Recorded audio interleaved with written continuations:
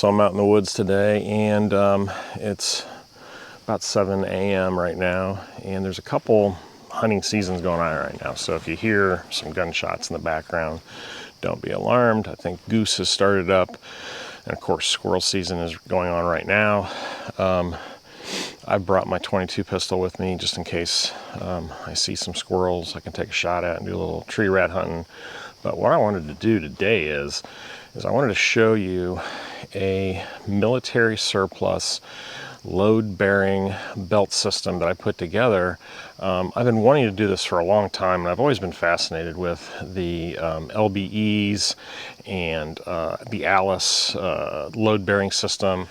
And everything just kind of came together with the equipment. I found the right pieces that I wanted, and I was able to put it together pretty quickly, and it turned out really well. And I am running it today, and what I'm calling this is my wilderness survival belt rig, and it has everything that I need for a day out in the woods.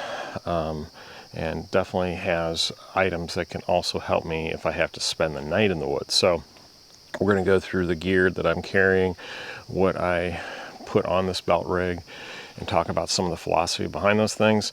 And hopefully we'll see some squirrels and I'll get a few shots at them. Here's the rig itself.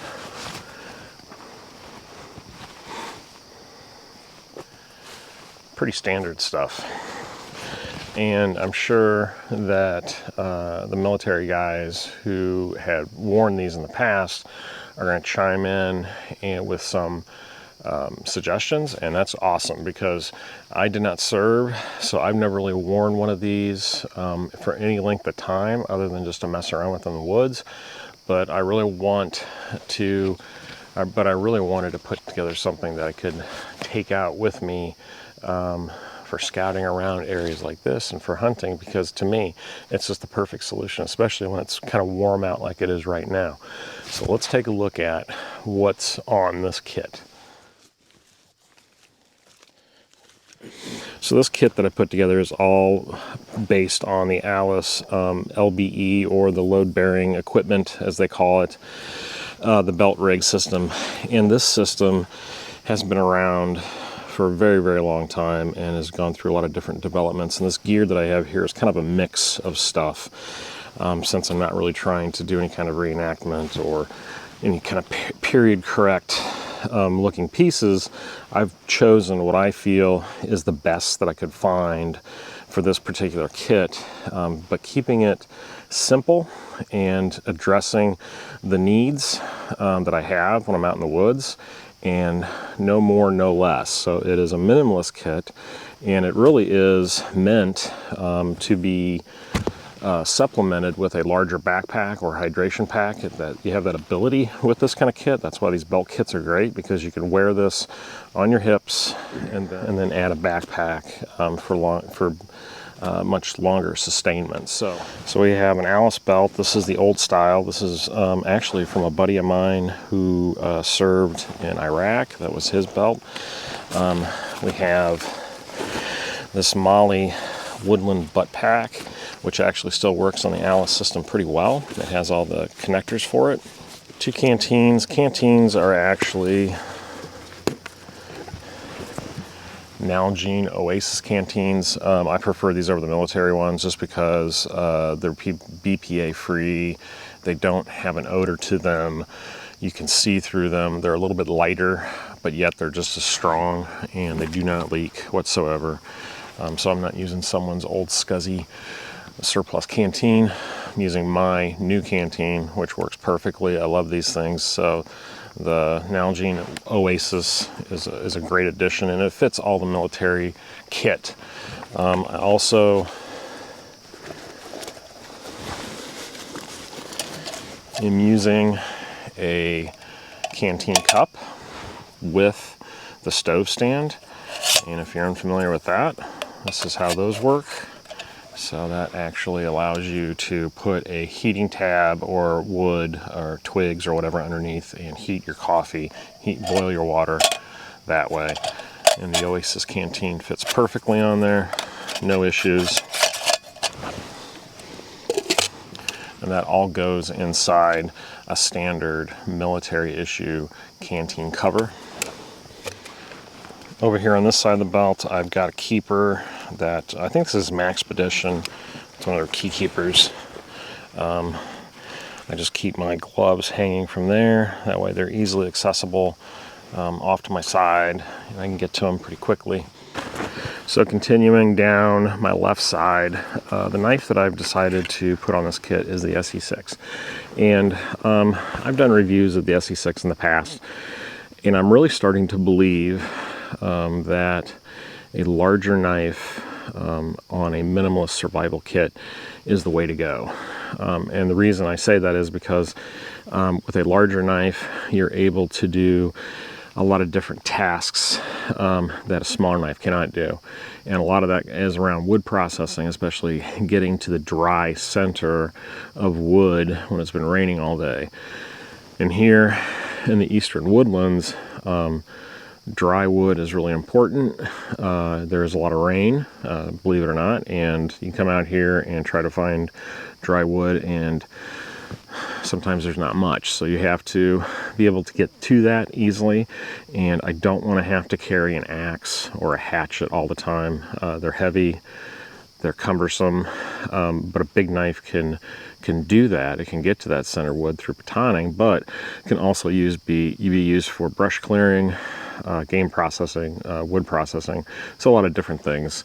And then when you couple that with a smaller blade, like a utility blade of some sort, for the finer tasks, you got a great combo, and you really don't need much more. The only thing I would probably throw in is a saw. You always have some type of saw blade, because that is a great way of bringing down dry, leaning wood, at least. So I've got the SE6, and then really the heart of this kit is this pouch here. This is all my fire making and kind of survival type items. You don't need a lot, so I haven't put a ton in here, but there's enough to get the job done. This pouch is from Leicester River Bushcraft. This is a pouch that you're able to add to any sheath system. But in here, I've got my Bic lighter. I have my buck sharpening steel, so I can maintain my blade in the field. I have a brass match safe, waterproof. These things are fantastic, but it also has a compass, quality compass built into it. So it's just a nice little additional item. And then here, for matches, I like to carry the waterproof matches, the store matches, like you find at Walmart, the UCO ones. They fit in there perfectly. I have a ferro rod with striker,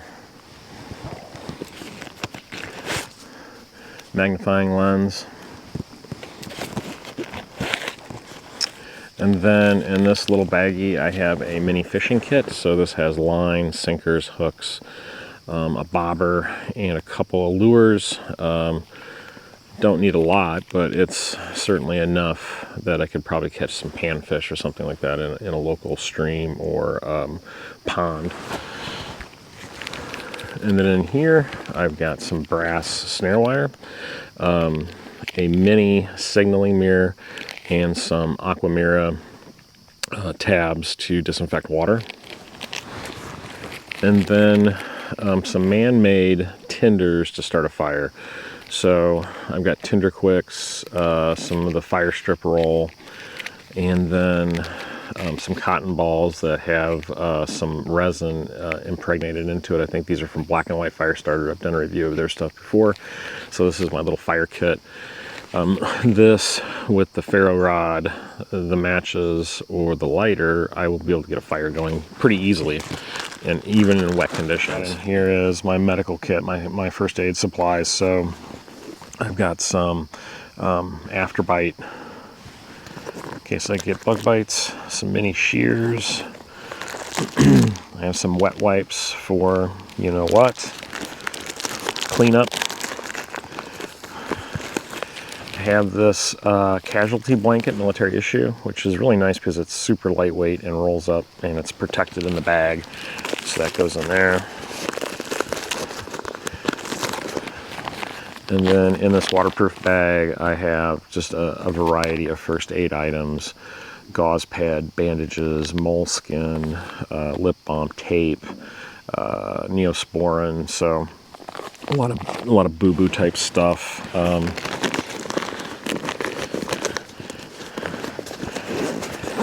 And then on the front of the kit, I've added a tourniquet. This is a cat tourniquet.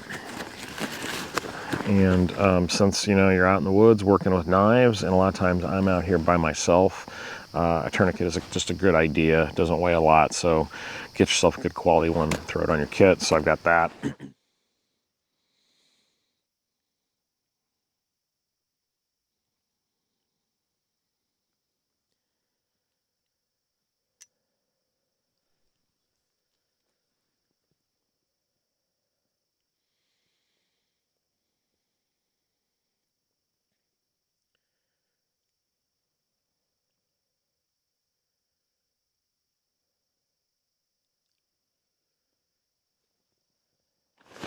And then we have the canteen pouch. And then we get to the butt pack. So this is, I believe this is a Molly butt pack. I'm not really familiar with all the different iterations of gear. But a guy I know sent this to me to let me try it out, and I really love it. It's very simple, but it's, you know, it's a nice water-resistant material, and it's got a collar to it, so that helps contain the items within it and also keep the moisture or the rain off of it. And in here, this is really my sustainment stuff, so it holds quite a bit. I have 2 contractor garbage bags, liners, so these are going to be utilized as a quick survival bed, so I can fill these with leaves, sleep on that, collecting water, collecting material, turn it into a rain poncho, just whatever. There's a lot of different uses for these, but there's no reason not to carry 2 of these in your kit when you're putting one together. I have a military issue MRE. This has been stripped down of a lot of the packaging, and this is cheese tortellini, so I marked it, but this has the heater pack in it and the box to heat the main entree course, and then there's all the other accessories in here still sealed. Pretty lightweight, not too bad. I don't know how old this one is, I can't remember, but it's not that old. It's still fairly in good shape, so that goes in. And then, like I said before, a saw.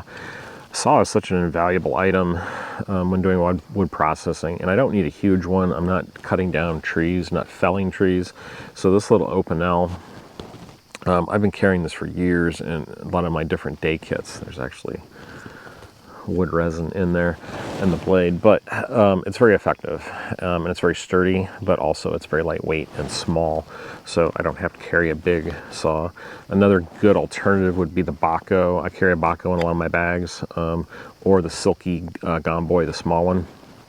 All great saws, and it's just your personal preference.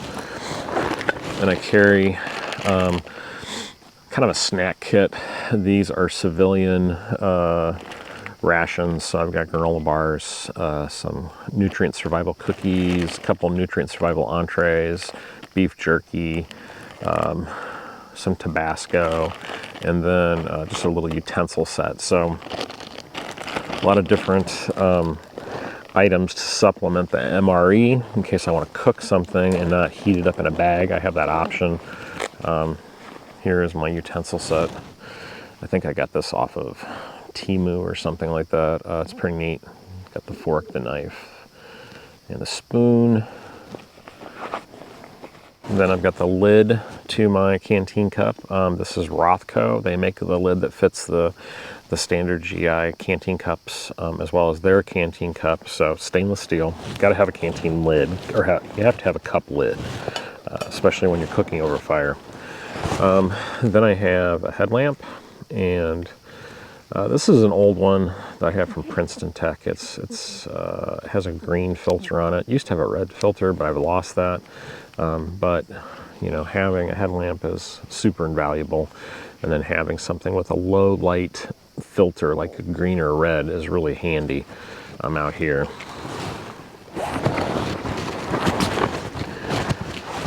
And then this is my military poncho.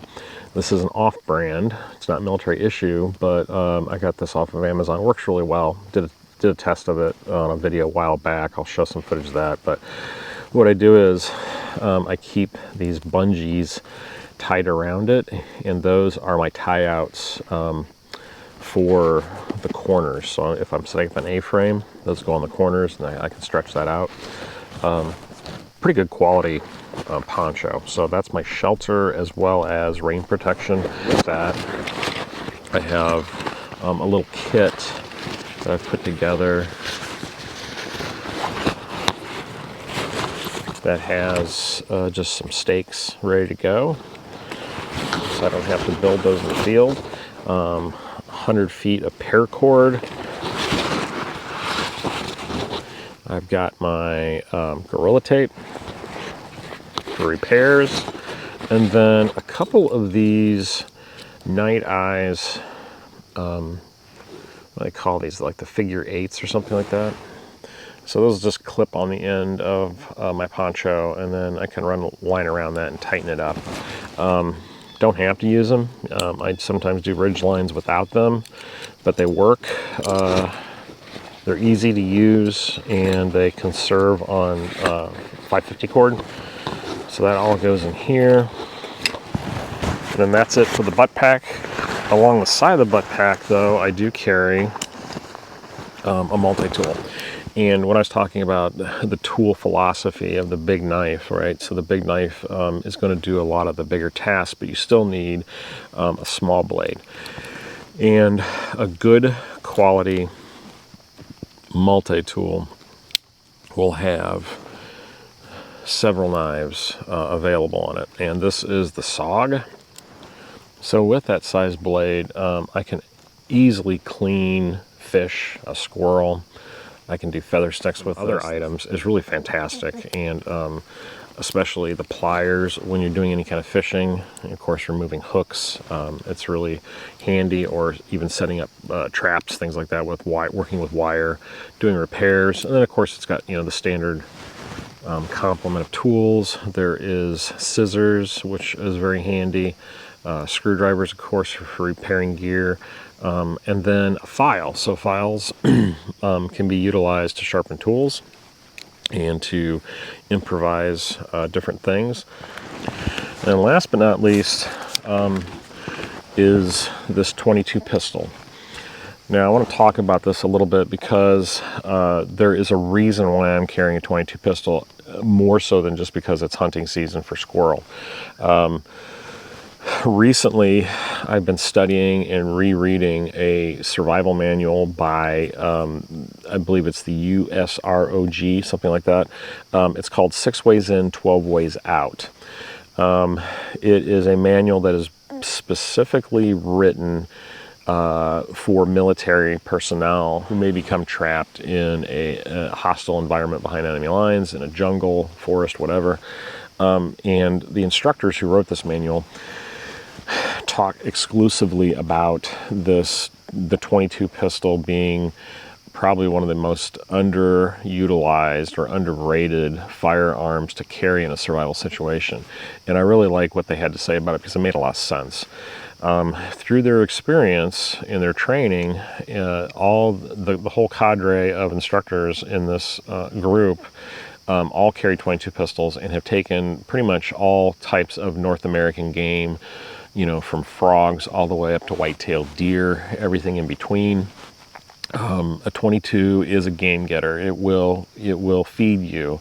And the pistol in particular, especially when it's been, accurized and tuned and you practice with it and it's a good quality one, it will fill the meat pot for sure. So out here in the eastern woodlands, a 22 pistol makes a lot of sense. I can do rabbit, squirrel, frogs, all kinds of different stuff. So if I'm truly in a situation where I'm going to be out in the woods for an extended period of time and I want to feed myself, the 22 pistol is a fantastic item. So this is the Smith & Wesson Victory, stainless, and that's one reason I picked it, because it is stainless.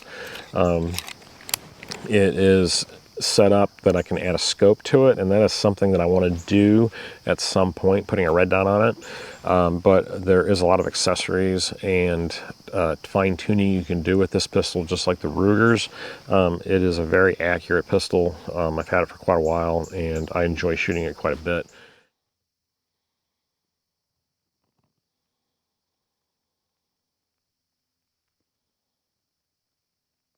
Well, I hope you got some good information out of this video. I think this Alice belt rig is really something to look at if you're putting together a survival kit. It is comfortable. It carries a lot of weight. This is a heavy kit. It's not light by any means, but it's carrying everything I need: shelter, water, fire making, game getting, all that stuff.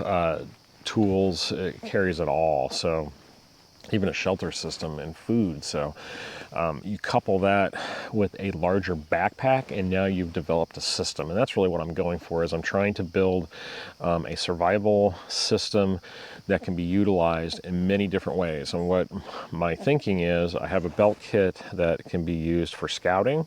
And then if I want to add a chest rig to carry rifle mags, I can do that now. I'm into a patrol scenario.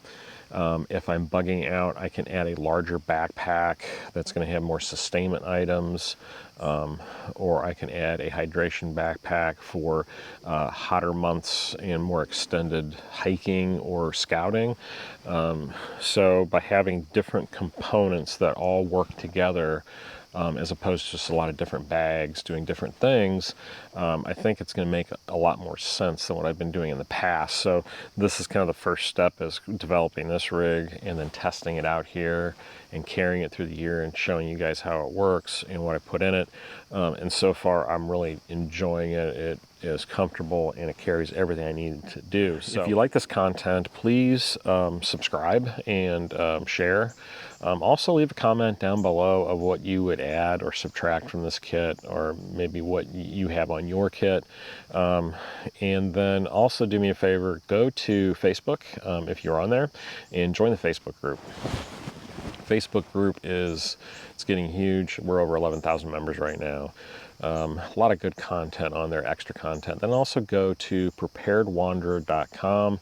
That is my website. That is a blog site primarily, but there's also links to the videos, links to the store in case you want to buy a Prepared Wanderer patch or sticker that helps support the channel. And there's always new information I'm updating on there, and I have people helping me write that. So there's some interesting articles on there, I think, that'll get you started in the prepper and survival genre. So as always, thank you so much for watching my videos. I really appreciate it. And we will see you next time on the Prepared Wanderer.